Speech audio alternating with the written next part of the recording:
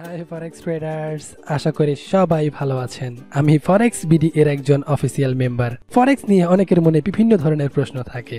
বিভিন্ন ধরনের প্রশ্নের মধ্যে অন্যতম একটি হচ্ছে ফরেক্স গ্যাম্বলিং কিনা। এই প্রশ্নটি অনেকেই করে থাকে, এমনকি যারা বেশ কিছুদিন ধরে ফরেক্স ট্রেডিং করছেন অর্থাৎ ডেমো ট্রেডিং করছে তাদের কাছেও এই প্রশ্নটি থাকে। বিভিন্ন কারণবশত মানুষ ডিসাইড করতে পারে না এটি জুয়া নাকি ভালো কিছু। তাই আজকে আমরা এই বিষয় নিয়ে আলোচনা করব, যাতে আপনারা খুব সহজেই বুঝতে পারেন। তাই আপনারা অবশ্যই আমাদের সাথে থাকুন, এতে আপনাদের উপকারী হবে এবং এই বিষয় নিয়ে আপনারা খোলাসাভাবে জানতে পারবেন। তো মূল ভিডিওতে যাওয়ার আগে বলবো, যারা এইরকম ভিডিও দেখতে চান, ফরেক্স এর বিভিন্ন খুঁটিনাটি দেখতে চান, তারা অবশ্যই ফরেক্স বিডি এর এই প্লেলিস্ট ফলো করুন। সোজা কথায় ফরেক্স গ্যাম্বলিং কিনা তা নির্ভর করছে আপনি কিভাবে ফরেক্স কে দেখছেন। ধরুন একজন দোকানদার 15 টাকা করে আলু কিনলো, তো সে কি 15 টাকা করেই বিক্রি করবে? অবশ্যই সে তো কিছু টাকা লাভ করবে, হয়তো সেই জন্য সে 18 টাকা বা 20 টাকা করে বিক্রি করবে, আর আপনি এটাকে ব্যবসা হিসেবে দেখবেন। ঠিক এই ব্যবসাটাই ফরেক্সে করা হয়। আমরা যখন ফরেক্সে বাই সেল করি তখন আমরা একটি মুদ্রা কিনি, আর যখন তার দাম বেড়ে যায় তখন আমরা সেল করি,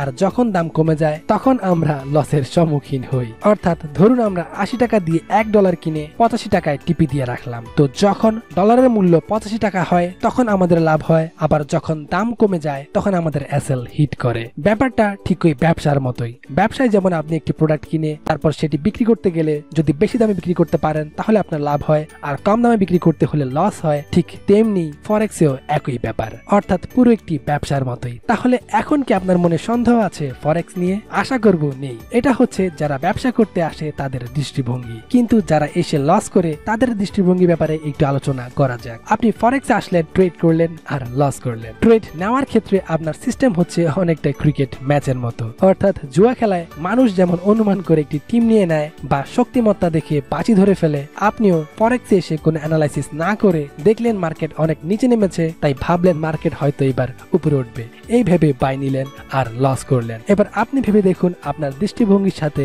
বাজির কতটা মিল। এরকম করে তো আর ব্যবসা হয় না। আপনার সিস্টেম যদি এরকম হয় তাহলে আপনার কাছে ফরেক্স বাজি ধরার মতোই দেখাবে, কিন্তু আপনি যখন দিনরাত পরিশ্রম করে একটি স্ট্র্যাটেজি আয়ত্ত করবেন, কোনো অনুমান না করে অ্যানালাইসিস করে সময় দিয়ে একটি সেটআপ খুঁজে বের করবেন, তখন আপনি নিজে বুঝতে পারবেন ফরেক্স ব্যবসা নাকি অন্য কিছু।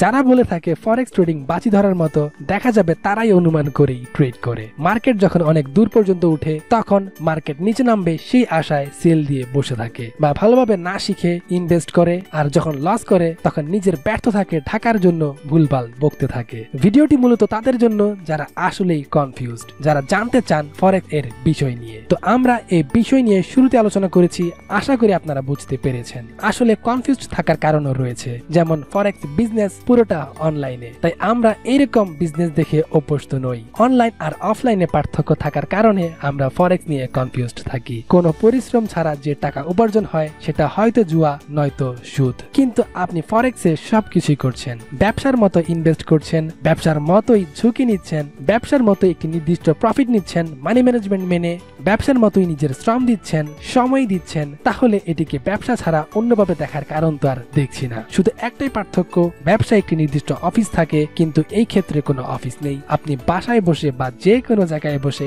একটি ল্যাপটপ দিয়ে পৃথিবীর যে কোনো প্রান্ত থেকে আপনি এই ব্যবসা করতে পারবেন। বরঞ্চ এটি আপনার জন্য সুবিধা, এটি একটি মডার্ন বিজনেস। তো যারা ভাবছেন অর্থাৎ কনফিউজড আছেন যে ফরেক্স আসলেই ব্যবসা কিনা বা লিগ্যাল কিনা, সেক্ষেত্রে আমরা বলবো আপনি নিশ্চিন্তে কাজ করতে পারেন, আর অবশ্যই ব্যবসার মতো করেই কাজ করে যান। জুয়ার মতো করে অনুমান করে আন্দাজে ট্রেড করা থেকে বিরত থাকুন। নিজের শ্রম দিন, সময় দিন, একসময় আপনি নিজেই সবকিছু বুঝতে পারবেন। অনেকে প্রশ্ন করতে পারেন ফরেক্স বাংলাদেশে বৈধ কিনা, অর্থাৎ সরকার এর অনুমোদন দিয়েছে কিনা। এই বিষয় নিয়ে আমরা অবশ্যই ভিডিও দিব।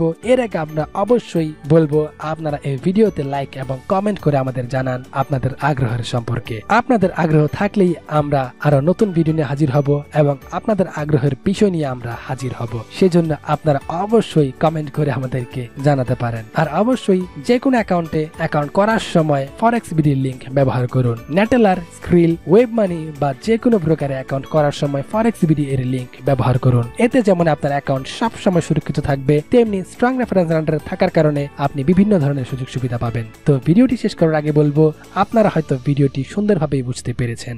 আশা করব আর কোনো সমস্যা নেই। যেহেতু আপনি এখানে ব্যবসার মতো করে সবকিছু মেনটেন করছেন, তাই এটিকে ব্যবসা ছাড়া অন্য কিছু বলা বোকামো ছাড়া আর কিছুই না। হয়তো আপনি বলতে পারেন আপনি ফরেক্স ট্রেডিং করছেন তাই আপনার কাছে ব্যবসা লাগছে, কিন্তু আমি আপনাকে সবকিছু উপস্থাপন করে ধরলাম, এবার আপনি নিজেই ভেবে দেখুন, কারণ পৃথিবীর সব থেকে বড় আদালত তার বিবেক। সো আপনি নিজে ভেবে দেখুন, তারপর নিজে উত্তর পেয়ে যাবেন ফরেক্স কি। তবে অবশ্যই এক চোখ বন্ধ করে বিচার করবেন না। তো ভিউয়ার্স, আশা করি আপনাদের ভিডিওটি ভালো লেগেছে এবং আশা করি আপনাদের এই কনফিউজটা আমি দূর করতে পেরেছি। তো সবাই ভালো থাকবেন, সুস্থ থাকবেন, ফরেক্স বিডির সাথে থাকবেন। Good bye, tata.